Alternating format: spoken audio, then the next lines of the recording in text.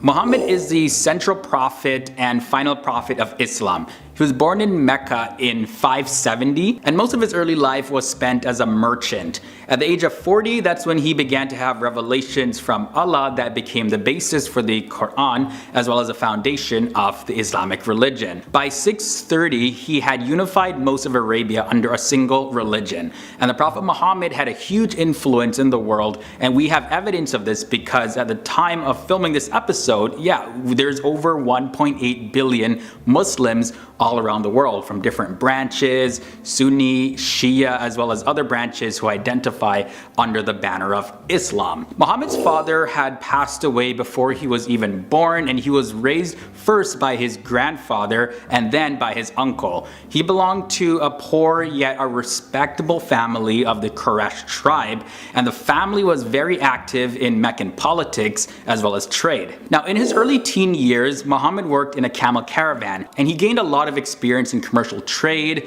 while traveling to Syria and eventually from the Mediterranean Sea to the Indian Ocean.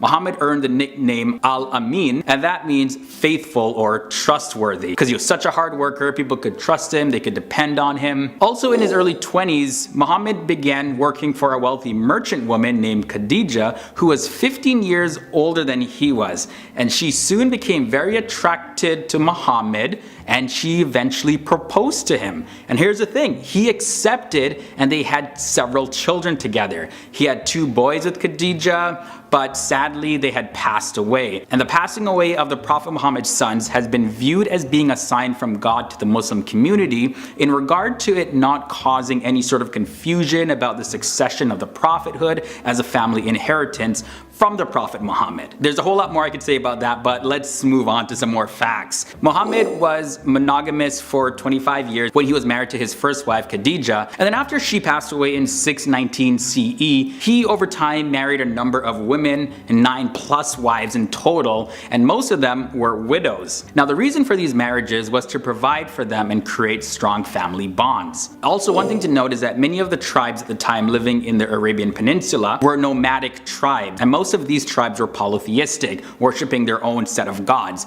Now, the town of Mecca was a very important trading and religious center. The most famous site was the Kaaba, and it was believed to have been built by the Prophet Abraham and his son Ishmael. Now, the Prophet Muhammad was also a very religious person. During one of his pilgrimages in 610, he was meditating in a cave on Mount Jabal al-Nur, and the angel Gabriel appeared and shared a message from God to him. And he said, "Recite in the name of the Lord who creates man from clot. Recite, for your Lord is most generous." These are the words that are believed to have come directly from God through the angel Gabriel to the Prophet Muhammad, and these words became the opening verses of Surah 96 of the Quran. And then soon after beginning to share this experience with others, Muhammad began to gather a very small following, and when his message that he was sharing actually condemned idol worship and pointed to one God, many of the people of Mecca as well as the leaders of Mecca began to see Muhammad and his message as a big threat. You're like, what is he doing? He's interrupting our religious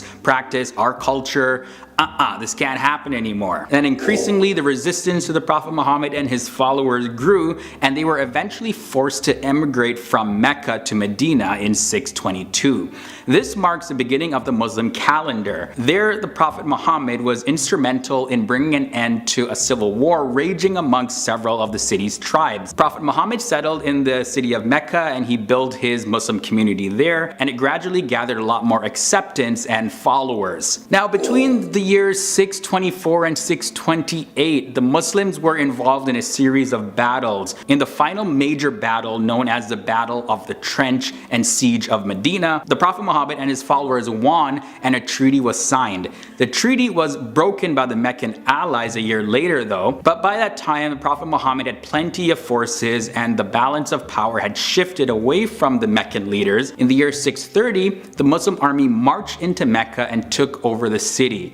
and most of the Meccan population converted to Islam after that. The Prophet Muhammad and his followers then proceeded to destroy all of the statues of the pagan gods in and around the Kaaba. So first thing I want to share is the Prophet Muhammad was actually known to stand up against discrimination as well as self-imposed superiority. Now, during his last sermon, this was spoken at Mount Arafat, he made his anti-racist views public. So the Prophet Muhammad said that an Arab has no superiority over a non-Arab, or a non-Arab has any superiority over an Arab. And a white person has no superiority over a black, nor does a black have any superiority over white, except by piety and good action. So pretty much, regardless of your skin color or where you're from in the world, that does not make you a better person than anybody else. What actually makes you a better person, if you will, is the good deeds that you do. Again, doesn't necessarily mean you're better, but you're better off doing good than evil things anyways.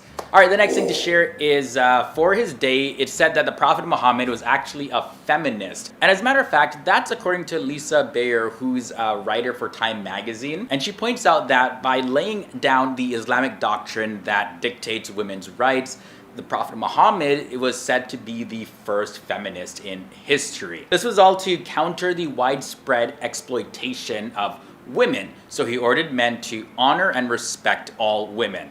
Now, in one of his final commands before he passed away, Prophet Muhammad is said to have said this phrase, "I command you to be kind and considerate to women." And in another hadith, he said this, "It is only the generous in character who is good to women, and only the evil one who insults them." The Prophet Muhammad really frowned upon fathers who favor their sons over their daughters. The Prophet Muhammad is seen as an example of how to have a relationship with a woman, as well as how to work with women. It's even believed that Prophet Muhammad even decreed that women have a right to sexual satisfaction, not just men. Now, moving on to the next fact, coming in at number 8. So the Prophet Muhammad wore an engraved ring with the words, "Muhammad is the messenger of God."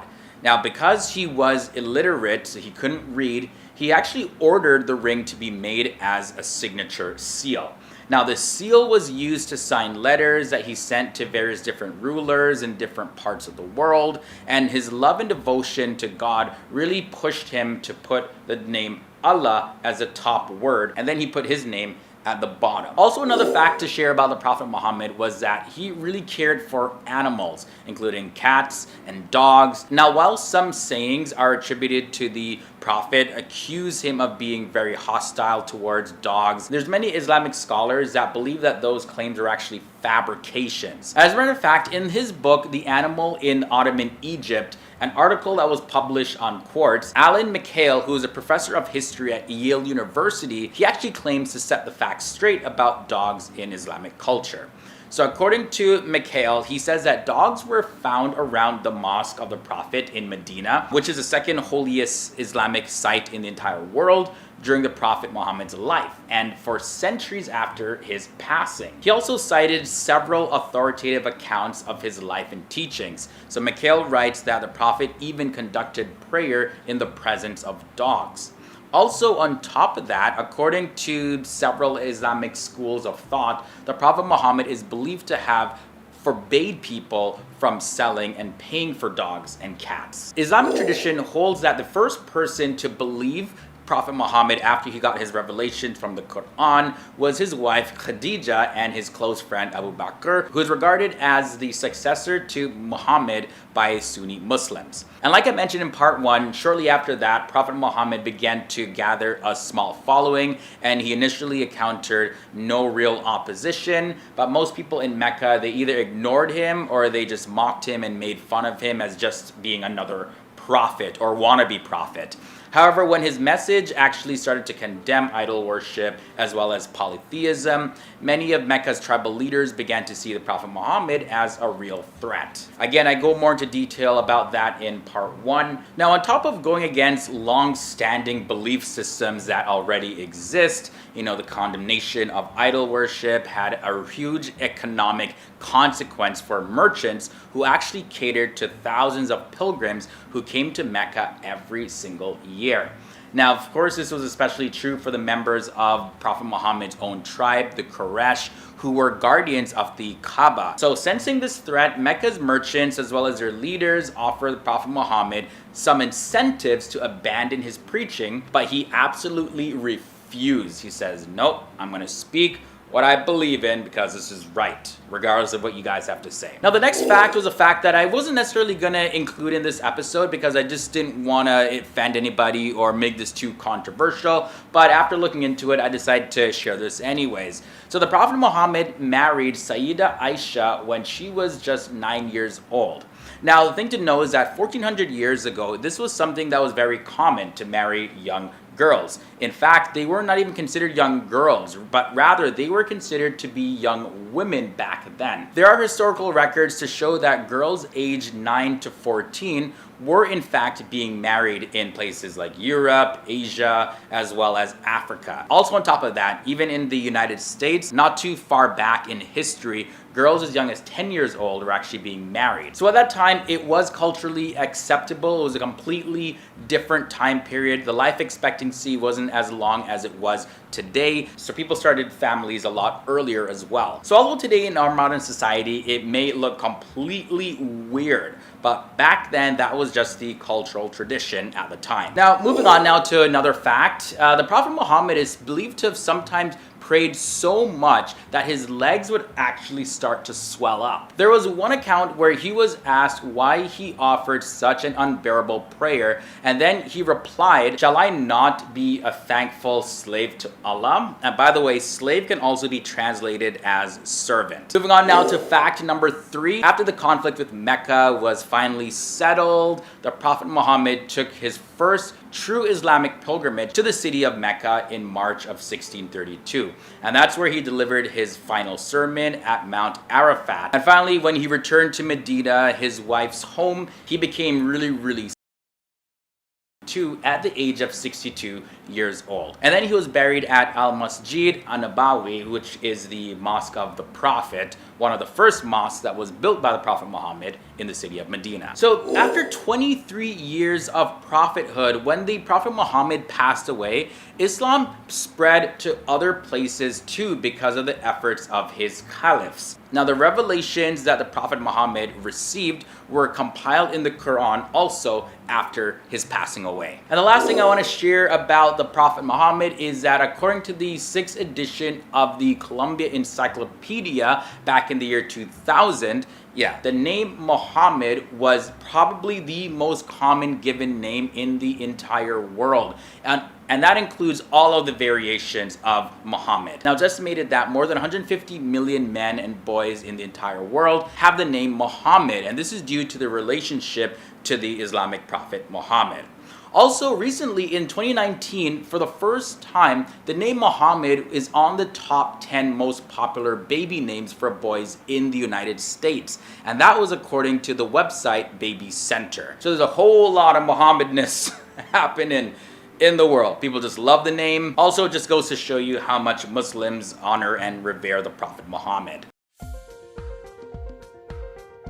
I want to start off with the habit at number 10, and that is sadaqah. So sadaqah means to give gifts, and it's also a legal charitable giving. But for that legal charitable giving, the word zakat is used. Now, zakat is called a sadaqah because it's also a kind of compulsory charity. It's an obligatory sadaqah, while the ordinary sadaqah is strictly voluntary. But you see, the Prophet Muhammad also performed sadaqah. He would regularly feed the poor and said, he is not a Muslim whose stomach is full while his neighbor goes hungry. He also had a habit of helping orphans as well as caring for widows. Praying was also a habit of the Prophet Muhammad. There are many prayers that were personally said by the Prophet, and he uttered many prayers throughout his lifetime for various different reasons. Now, for Muslims, it is said that a prayer is more likely to be accepted if it starts with greetings to the Prophet. So of course, Muslims are encouraged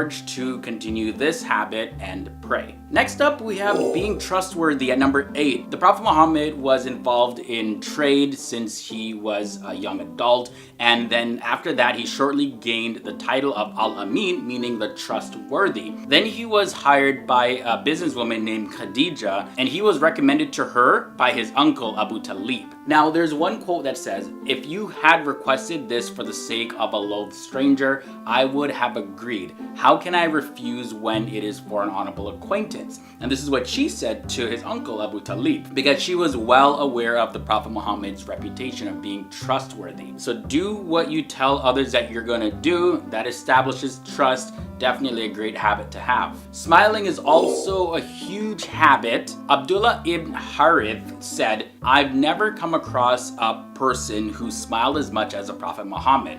Prophet Muhammad regarded smiling to a brother as an act of charity." So yeah, we know smiling, it's like a magnet, and in most cases, the more you smile, the more people are just gonna be drawn to you. People don't wanna be looking at frowns. Sure, you can frown, but if you're frowning all the time, people are gonna be like, okay, I'm staying away from that one. The habit at number 6 is giving things away. So this is similar to number 10, but one of the habits of the Prophet Muhammad was that he liked to give things away. The Prophet Muhammad was never a hoarder or anything, and he wasn't really materialistic at all. But whatever he had, he shared it with his companions, no matter how little he had. And if anyone brought him a gift of food, let's say for example, while he was with a companion, he would always share it. Alright, so continuing now with the habits of the Prophet Muhammad, at number 5, he had a habit of giving attention to everyone. According to Muslim tradition, regardless of the age, the background, the color of the person, the Prophet Muhammad greeted everybody and made them feel as if they really were important and that they mattered. So when talking about the character of the Prophet, a lot of scholars would start using words and describe him, saying that whenever the Prophet was talking to somebody, he would literally turn his whole body towards that person to show that they had his full attention. So this is definitely a habit that Muslims are encouraged to emulate in their own life. Self-reflection is a habit at number 4. Now, it is known that the Prophet Muhammad used to retreat to the cave of Hira to seclude himself and therefore meditate, reflect on things. The habit of self-reflection helps in contemplating one's purpose in life, as well as it helps to reconnect with who we really are. So it's encouraged that every single Muslim takes time out to do some self-reflection, just like the Prophet Muhammad took time for himself ever so often to just get his mind refocused. Dental hygiene comes in at number 3. Now, the Prophet Muhammad used to always brush his teeth using what is called miswak, which is a teeth cleaning twig. Now, in the traditions of the Prophet Muhammad, it was recorded that he said this, and I quote, "Make a regular practice of miswak, for verily it is the purification for the mouth and a means of pleasure of the Lord." So yeah, he recommended the entire hygiene of the whole mouth, teeth and gums included, your tongue as well, all through brushing your teeth and washing out your mouth with water at least 3 times throughout the day. Having good mental health is the next habit that we're going to look at. The Prophet Muhammad taught his followers to have a peaceful mind through really just accepting life changes pretty much. So he warned them to not be consumed by anxiety, depression, or anger. Even one statement found in the Hadith says this: "A man said to the Prophet, 'Give me advice.' The Prophet said, 'Do not get angry.' The man asked repeatedly, and the Prophet Muhammad answered each time, 'Do not get angry.'" In other hadith, which by the way are the traditions of the Prophet Muhammad, he said this: "The powerful man is not the one who can wrestle, but the powerful man is the one who can control himself at the time of anger." Modern health studies have shown that anger can raise your chance of getting a stroke, as well as it weakens your immune system. So it's a really good habit just to, yes, feel the emotion of anger, but don't be super consumed by it. Anger can lead to a whole lot of other things that can really impact our mental health negatively. And finally, a very surprising habit of the Prophet Muhammad at number 1 was sleeping on the right side. This is referred to as vamkushi, and in the Islamic tradition, sleeping on the right side, especially in the early stages of sleep, is very recommended according to the Prophet Muhammad. Now, it is stated in the hadith that the Prophet Muhammad used to put his right hand under his cheek when he wanted to go to sleep. Now, it's said that modern scientific studies have also shown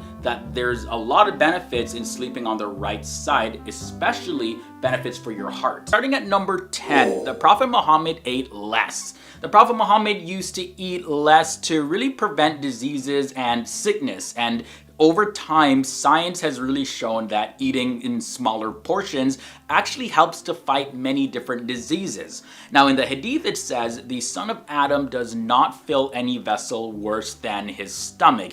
It is sufficient for the son of Adam to eat a few morsels to keep him alive. If he must fill it, then 1/3 for his food, and 1/3 for his drink, and 1/3 for air. The next habit at number 9 that the Prophet Muhammad used to have is he used to drink water slowly. Today, science does claim that drinking water at once can cause things like headaches and dizziness, as well as imbalance in the blood electrolytes, among many other things. So drinking water slowly actually helps you absorb the fluid and get the most benefit out of the water. In the Hadith, there is a passage that says, do not drink in one gulp like a camel, but in 2 or 3 gulps. Mention the name of Allah when you start drinking and praise Him after you have finished drinking. Staying fit is the habit at number 8. So according to Muslim beliefs, 3 out of the 5 pillars of Islam actually keep humans fit. There's a prayer, which it can also be seen as a form of exercise actually, and of course now science does tell us that exercise keeps the heart and brain healthy. It helps your blood circulate, and the Prophet Muhammad even encouraged physical exercise. Another statement from the Hadith says, teach your children swimming, archery, and horse riding. And in another passage he says, practice archery and horseback riding. Of course, all of those are physical activities. Prophet Muhammad also had a habit of waking up early. So he used to start his day by waking up super early for the Fajr prayer. Now, waking up early is linked scientifically to being more productive, as well as there's links to better mental health in general, even if it's 15 minutes earlier that you're waking up. So we talked about eating less, but Prophet Muhammad had a habit of also eating slowly, and it's something that he promoted. Now, we know it takes about 10 to 20 minutes for the body to register that you are full. So eating slowly actually helps you eat less food and also improves your digestion. All right, so let's jump into the last 5 habits of the Prophet Muhammad. At number 5, we have the habit of fasting. So fasting was a regular practice of the Prophet Muhammad, but not even just during the month of Ramadan. He would fast on Mondays and Thursdays, and this is actually similar to the intermittent fasting practice that's become a lot more popular now over the years. And this practice really does balance hormone levels as well as reduce overall inflammation. In the Hadith, it says that the Messenger of Allah was keen to fast on Mondays and Thursdays. But it's not just starving yourself for the sake of starving yourself. There are ways that you can fast, as well as if you do have some underlying conditions, medical professionals don't recommend fasting. But if done right, yes, there are quite a bit of benefits in fasting. Pomegranates comes in at number 4. Now, the Prophet Muhammad really liked pomegranates, and really now research has shown that pomegranates are one of the healthiest foods in the entire world. They're also very high in flavonoids as well as polyphenols, which are antioxidants that really help prevent heart disease. One passage in the Hadith says, pomegranate and its rind strengthen digestion. But it's not just pomegranates that have benefits. Eating dates also has benefits as well.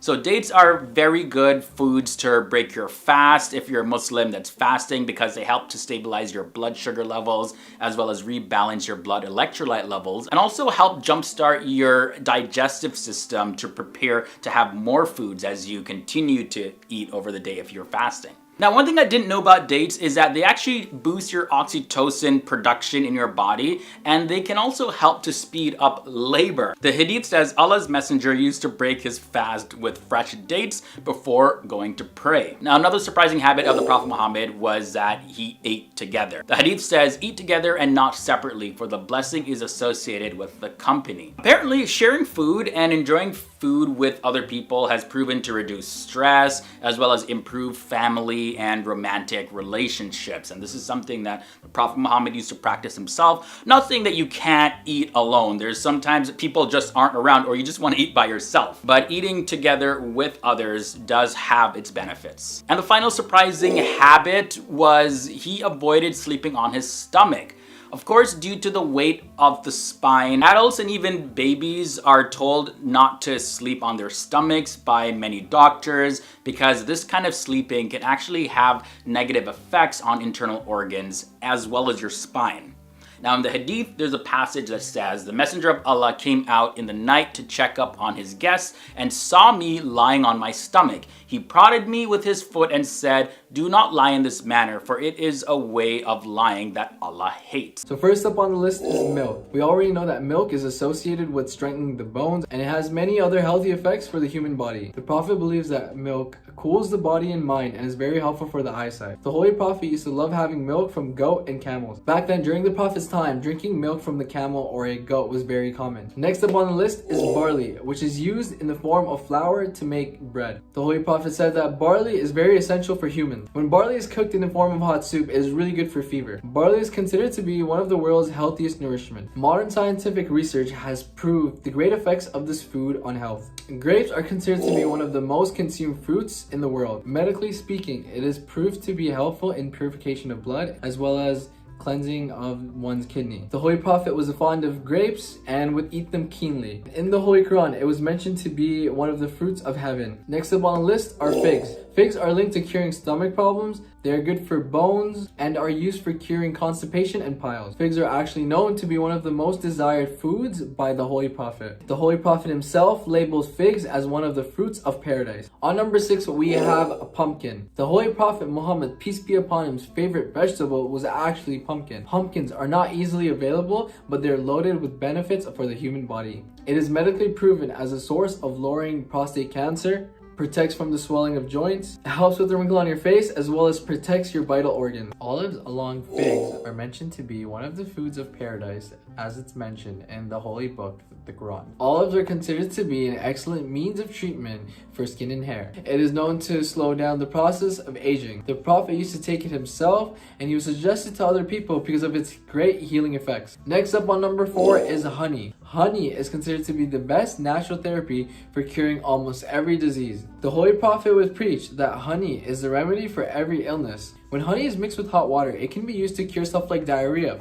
When honey is mixed with pepper and ginger, it helps cure stuff like coughing and mucus. And fun fact, honey is the only food that never spoils. On number 3, we have melons. As we know, melons are rich in water and energy. They are also known to be really good for fertility. The Prophet used to say that no woman who eats melon during pregnancy will fail to give birth to a child with good character. Next up on the list, we have pomegranates. They have multiple healing benefits ranging from cancer prevention to improving digestion. They are a good source of antioxidants, which removes free radicals, protects cells from being damaged, and reduces inflammation. The Holy Prophet also said that while eating pomegranate, it cleanses you of evil thoughts and evil deeds for about 40 days. So number 1 on the list, we have dates.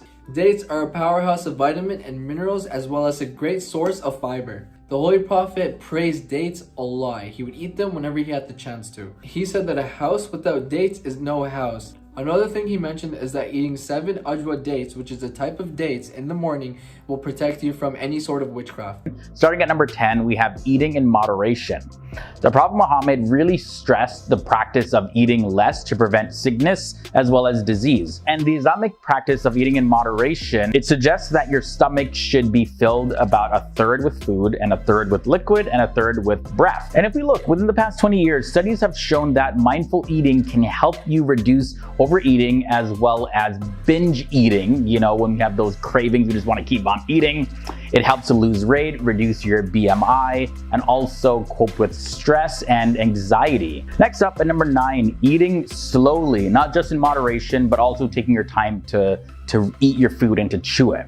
Now, it has been narrated that the Prophet Muhammad was a strong advocate for people eating and taking their time, eating slowly. It really helps with the digestive process. Science tells us today that it takes about 20 minutes for the body to tell your brain that we are full. Eating slowly helps digest the food because when you chew your food efficiently, it doesn't require so much energy of the body and the muscles in your stomach and intestines to work to break down the food because you've chewed it, you've taken your time, so it really helps your body out a lot. Number 8 brings us to fasting. There's a lot of studies now about fasting and the importance of fasting and how it impacts our health. The Prophet Muhammad is somebody that would actually fast not just during the month of Ramadan, but also he would fast on Mondays and Thursdays, and even on the 13th, 14th, and 15th of every single Islamic month. Now, intermittent fasting, it's a new trend. It has increasingly been becoming a lot more popular because people are now aware of the benefits of the body. Fasting helps with weight loss, it improves insulin sensitivity, it really helps to bring up your metabolism, and it actually helps to reduce hunger so we can reduce some of those hunger cravings that I was just talking about a little earlier. Another benefit is that it actually helps to boost your immune system. Number 7, here's an interesting one, male circumcision. Well, not interesting, but I'm sure a lot of you didn't realize that this would be something that we'd be talking about in this episode. But in Islam, it's actually compulsory for all Muslim males to be circumcised. And then according to the website webmd.com, male circumcision has quite a bit of benefits. It helps reduce the risk of urinary tract infection. It reduces the risk of sexually transmitted diseases in men. It also helps prevent penile cancer, among other benefits. Another health practice in this episode is eating black seeds. Islamic teachings say that eating black seeds should actually be a part of someone's daily diet.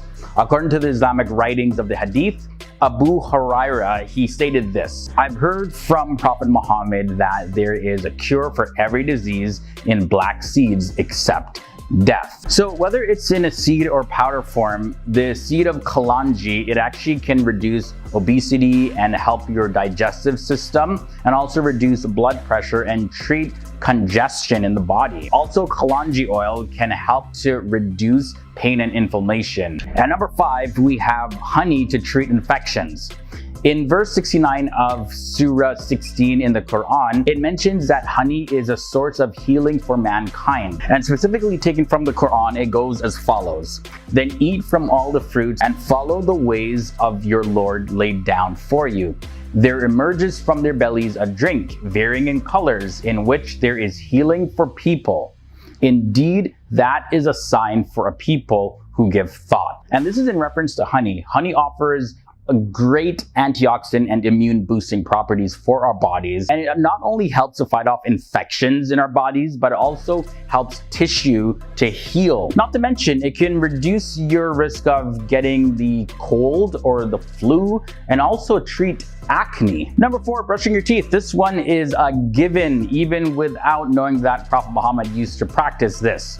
Prophet Muhammad, he encouraged his followers to use a twig siwak because it helps to cleanse the mouth. And this is also specifically mentioned in the Hadith of Sahih al-Bukhari. And of course, as we all know today, brushing your teeth really helps to clean the food that builds up on our teeth, and it helps to prevent our teeth from decaying. It helps the gums not get infected, and we don't have to walk around with stinky bad breath. Number 3, taking a nap in midday. I know some of us would love this, especially if you're at work and it's a long, busy, stressful day. Taking a brief rest or nap at midday, it's something that's actually mentioned in the Hadith, and it's recorded that the Prophet Muhammad had this to say: do Qailula because the devil does not rest. And it was also narrated from Ibn Abbas that the Prophet Muhammad said these words: seek help by eating suhoor for fasting that day, and by taking a brief rest at midday for praying at night. So the Prophet Muhammad actually practiced this. He would sleep during the day, and he urged Muslims to do the same. You'll also now find a lot more health professionals saying that taking a nap, known as a brief power nap or something during the days, actually can help increase your productivity. Okay, number 2, this one was also a pretty interesting one: sleeping on your right side and also ablution. In Islamic culture, sleeping on your right side, especially in the early stages of sleep, is actually recommended according to the teachings of the Prophet Muhammad. It was a custom of the Prophet Muhammad that when he slept at night, he would actually sleep on the right side, on a pretty hard bed. So having a firm surface to lie on is pretty important here too. It's reported that the Prophet Muhammad had said these words: "Before sleep, abstain as ablution for prayer, then lie down by the right side." And apparently sleeping on your right side is also good for digestion and blood circulation, since both the heart and the stomach that are important internal organs located on the left side of the body, and then sleeping on your right side is so that they don't undergo any sort of physical stress. And then finally we reach to number 1, and this has to do with mental health. The Prophet Muhammad taught his followers to have a peaceful mind through acceptance in life changes. He actually warned them not to be all wrapped up in anxiety and depression or anger at all. It's reported that Prophet Muhammad had these words to say. A man said to the Prophet, "Give me advice." The Prophet said, "Do not get angry." The man asked repeatedly, and the Prophet answered each time, "Do not get angry." Prophet Muhammad knew that if a person controlled his anger, he would be able to control everything else. This is why the Prophet mentioned in another hadith, the powerful man is not the one who can wrestle, but the powerful man is the one who can control himself at the time of anger. Anger opens a whole lot of doors to various different bad qualities, and also health studies have shown that anger can raise your chances of getting a stroke or also a heart attack, and it also weakens your immune system. So really taking control of your mental health helps your physical health as well. Now you'll find in the hadith that it is said that the mosque would be like palaces. Muslims believe that even though the Prophet had said that any house of Allah should be kept simple, mosques over time became more and more grandiose, with huge domes, marble floors, lavish carpets, and all sorts of fancy fixtures. The prediction at number 9 was that Pharaoh at the time of Moses will be found. Now there's great debate as to the identity of the Pharaoh in the time of Musa or Moses. However, it is believed that based on the Quran, it was Ramses II that was Pharaoh at the time. Now the Quran and the Bible state that the Pharaoh was drowned in the sea. However, the Quran does differ from the Bible, where it says that the body of the Pharaoh was saved as a sign for future generations. Now the body of Ramses II had survived in a mummified form and was discovered in the year 1881 among a group of other royal mummies that had been removed from their original tombs because they were fearful that people would try to steal the bodies. So because of this, Muslims view this as an accurate statement in the Quran. Number 8, the conquest of Mecca was also predicted. Now it was only 6 years after the Prophet Muhammad had moved to Medina that he left for Mecca, which is spelled M-A-K-K-A, also spelled M-E-C-C-A, and he went there for a brief pilgrimage. However, the Meccans stopped him, and a peaceful treaty was eventually made after some negotiations. And now some articles of the treaty were objected to by believers, but the verses in the Quran that were revealed following the treaty describe it as a manifest victory. It says, "In truth, God fulfilled the vision of his messenger. You will surely enter the sacred mosque if God wills, in full security. You will have your heads shaved, your hair shortened, and you will have nothing to fear. He knew what you knew not, and he granted besides this near victory. He it is who sent his messenger with guidance and the religion of truth, that he may cause it to prevail over all religion. God is enough for a witness." And then 1 year later, the Muslims performed a minor pilgrimage, and then a year after, they conquered Mecca. Number 7 is the triumph of the Byzantines. So the Byzantine, or the Eastern Roman Empire, and the Persian empires were superpowers at the time. Now it was during the years when few believers were actually persecuted in Mecca that the Persians defeated the Byzantines. They conquered places like Aleppo, Antioch, as well as main Syrian provinces, and also Jerusalem.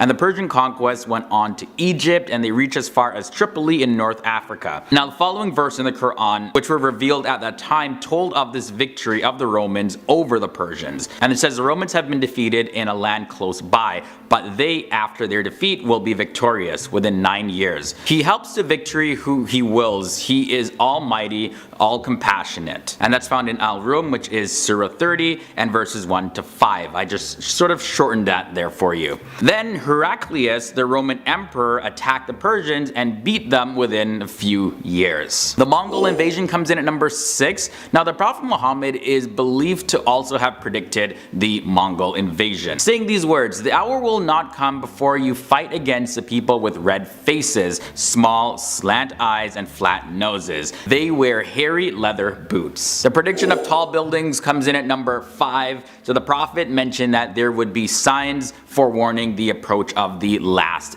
days. It was said that barefooted Bedouins would be competing in building tall buildings. And like today, if we look in the Arabian Peninsula, we can see that Arabs who used to be herders of camels and sheep are actually really competing to make tall towers. You can find some in Saudi Arabia, as well as extremely tall buildings in other various Arab-speaking places over in the Middle East. Government forms were also predicted. Now, the Prophet Muhammad is also said to have predicted the forms of government after him.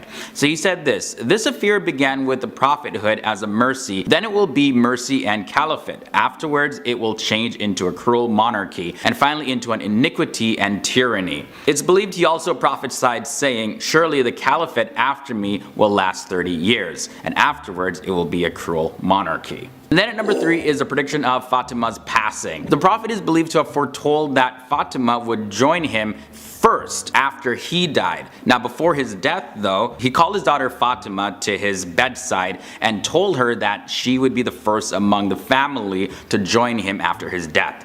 And then, yep, Fatima joined her father 6 months later. Then at number 2, the Prophet Muhammad also informed the Muslims that a false messiah would come and misguide the people. And also a detailed description of the Dajjal was given. He said to be blind in one eye, and also said that the Dajjal's right eye would look like a grape. Also Dajjal's left eye would be defective and also green in color, and then his complexion would be reddy white. He also describes Dajjal saying that he would have a prominent forehead as well as a wide neck, and he would be a short person but also very powerful with a hunch on his back. He would walk with his feet apart, so it won't be like a normal person walking. He'll also have long, curly, and thick hair, and it's also said that he would not have any children. And the final prophecy is the prophecy of the end of the world. So a considerable part of the Quran talks about events in the last days, right? And the Quran describes how the world will be destroyed and then rebuilt again, and how dead people will be raised and gathered into the place of mustering. And after being judged, they'll go either to paradise or to hell.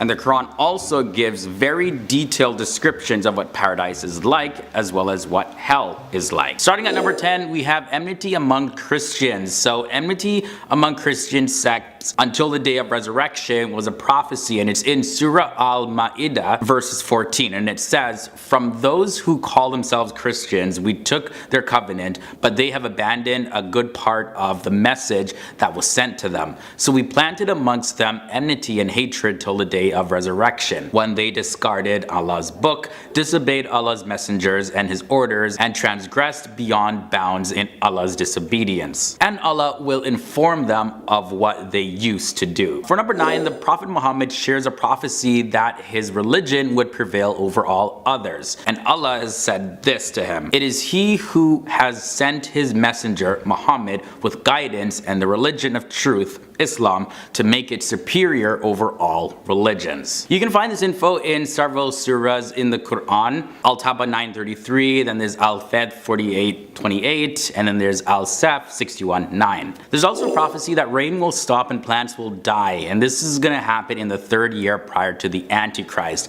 A third of the rain will not fall, and then the next year 2/3 will not fall. And then in the year of the Antichrist, there's going to be no rainfall, and many Muslims believe that these predictions appear to be coming to pass right now, as climate change actually alters the patterns in rain in the Middle East as well as different parts of the world. Number 7, let's talk about economic sanctions. In the Hadith Al-Bidayah wa Al-Nihaya, page 47, it says, "The people of Iraq and the people of Syria and the people of Egypt will suffer from economic sanctions imposed by those of European descent. Then the time of the Mahdi will come, and he will establish justice, a strong caliphate, and there will will be an abundance of money. The 3 trials come in at number 6, and there's a prophecy that these 3 trials will hit the Muslim world before the Antichrist appears. There's going to be the trial of retreat and war, and then there's going to be the trial of false happiness, and it will come from a man, a descendant of the Prophet Muhammad, but he will not be a good person. And then people will resolve their differences with a weak and unstable leader, as he's called. And then next, there's going to be catastrophe that's going to hit every person in the Muslim world. Now, when people start thinking that it's over, it'll hit them again, and at the end, they will be divided into 2 groups. One group is going to be those who have pure belief, and the other group, those who are going to be filled with hypocrisy. And then when this happens, it's said that the Antichrist will appear any minute. And that's from the Hadith Al-Bidayah wa Al-Nihaya, page 53 to 54. Halfway to number 5, there's a prophecy of Israel. So the development of the area of modern day Israel means that the city of Medina is about to fall apart. And then the falling apart of Medina means that the great battle of Armageddon is about to happen. And then the great battle of Armageddon means that the city of modern day Istanbul is about to fall to Muslim rule. Now when it falls, that means that the Antichrist also is about to appear. And that's found in the same Hadith, page 65. Number 4 brings us a prophecy of lightning being increased. So it said that lightning strikes will increase until it becomes common for people to be killed by lightning strikes. Now that's not a common thing. It's very rare to be struck by lightning. As a matter of fact, they do say that it is more common to be struck by lightning than it is to win the lottery. Hope I ain't one of those people get struck by lightning. No. That just looks so painful. Then there is the prophecy of Yajuj and Majuj, aka Gog and Magog, and they will be released. Their army will come swarming down from every place to kill and destroy what they find. Now the people will set up defenses in their cities, and it's said that Jesus will lead his followers to take up a defensive position in the mountains. And when they think that they have killed those on earth, Yajuj and Majuj will then try to kill those in the air. And then it said that Jesus and his followers will pray, and God will send disease that will kill Yajuj and Majuj. And then heavy rain is going to fall on the earth, and the earth will produce again. And Yajuj and Majuj are described as having round faces, very small eyes, and black hair with reddish and yellow highlights. And that's found in the same Hadith, page 132 to 133, as well as 134. Now number 2 brings us a man from Ethiopia. So in this prophecy, a man will appear from the land in the area of modern day Ethiopia, and he will actually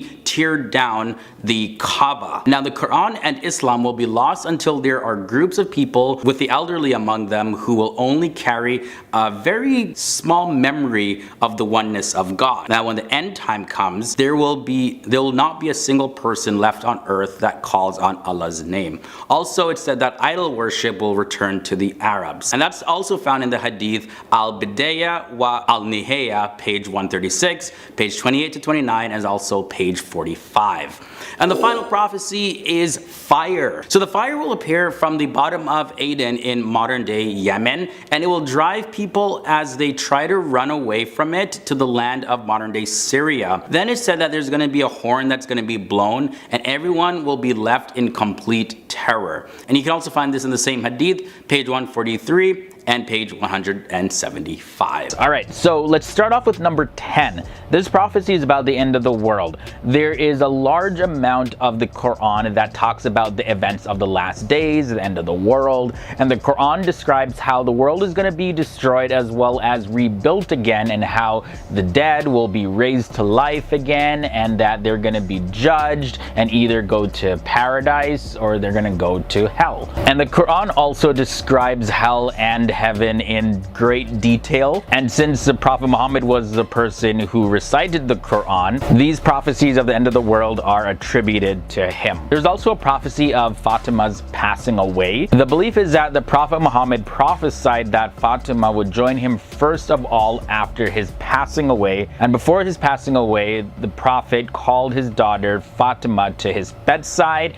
and then he informed her that she would be the first among his families to join him after he passed away, and that's what happened. Fatima joined her father in death 6 months later. There's also a prophecy having to do with the fire mentioned by Prophet Muhammad. There's a fire that will appear from the bottom of Aden, which is in modern day Yemen, and it's going to drive people as they try to run away from it to the land of modern day Syria. Then there's going to be a horn that will be blown and everyone will be left in complete terror and horror. Number 7 brings us the prophecy of Pharaoh, that Pharaoh's body is going to be found. Now there's a big debate around this as to the identity of the Pharaoh in the time of Musa or Moses. However, it's believed that based on the Quran that it was actually Ramesses II. He was the Pharaoh at the time. So the Quran and the Bible state that Pharaoh was drowned in the sea. However, the Quran does differ from the biblical account where it says that the body of Pharaoh was saved as a sign for future generations. And the body of Ramses II has survived in a mummified form. So fast forward to the year 1881, this mummy was discovered among a group of royal mummies that had been removed from their original tombs for fear of people stealing them. So Muslims view this as a very accurate prophecy that the Prophet Muhammad had mentioned. Number 6 is a prophecy of Islam and Islam prevailing. Prophet Muhammad, he shares a prophecy that his religion would prevail over all other religions in the entire world. Now, specifically, this passage says, "It is he who has sent his messenger Muhammad with guidance and the religion of truth, Islam, to make it superior over all religions." And this is referred to in Surah 9 verses 33, as well as Surah 48 verses 28, and also Surah 61 verses 9 in the Quran. Next up at number 5, there is the prophecy of 3 trials. It's believed that 3 trials are gonna hit the Muslim world before the Antichrist shows up. There's a trial of retreat and war. Then there's a trial of false happiness, and this is going to come from a man, a descendant of the Prophet Muhammad, but he will not be a very good person. People are going to start to resolve their differences with this weak and very unstable leader that's going to show up. Then the trial number 3 is that there's going to be a huge catastrophe that's going to hit every single person in the Muslim world, and when people start to think that it's over, it's going to hit them again. And at the end, there's going to be 2 groups of people. One group is going to be of complete pure belief, and the other group is going to be full of hypocrisy. And when this happens, Muslims are told to look for the Antichrist to appear at any minute. Another very popular prophecy is of Ya'juj and Ma'juj, aka Gog and Magog. They are going to be released. Their army is going to be swarming down a very rugged, elevated terrain, and they're going to come down to destroy anyone and anything that they can find. People will set up defenses in their cities, and it's said that Jesus is going to lead his followers to take up a defensive position up in the mountains. And then when they think that they have destroyed all those on the earth, Ya'juj and Ma'juj will try to kill those that are up in the elevated area. And that's when Jesus and his followers will pray to God, and God is going to send a disease that is going to completely destroy Ya'juj and Ma'juj. Then from there, there's going to be a heavy rainfall, and then the earth will produce its fruit again, fruit and vegetation. Ya'juj and Ma'juj, they're described as having round faces, very small eyes, and black hair with reddish yellow highlights. They're very monstrous looking people, but they still are humans. The prophecy of Dajjal is also a very popular one mentioned by the Prophet Muhammad. Prophet Muhammad told his followers that the false Messiah would come and misguide a lot of people. There's a detailed description of how the Dajjal is going to look. Prophet Muhammad said that Dajjal is going to be blind in one eye, and he also said that the eye that's not working for Dajjal is going to look like a floating grape. Also, his complexion is described as being sort of like reddish white. Dajjal is also going to have a prominent forehead and a very wide neck.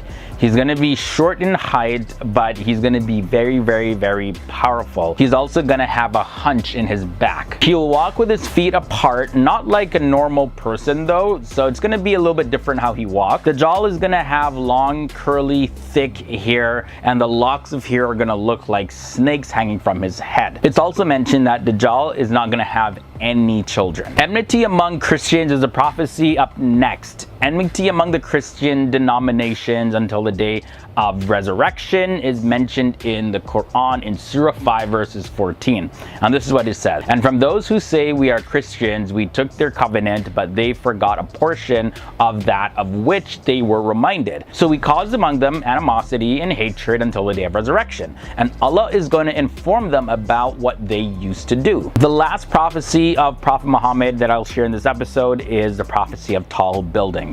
The Prophet Muhammad mentioned that there would be signs and forewarnings of the approach of the last day. He mentioned that barefooted Bedouins would be competing in building tall buildings. And today, if we look in the Arabian Peninsula, the Arabs who used to be very impoverished herders of camel and sheep, they're actually competing in building the tallest towers. Some of them include the Kingdom Center in Riyadh, Saudi Arabia, as well as you'll see extremely tall buildings in different parts of the Middle East.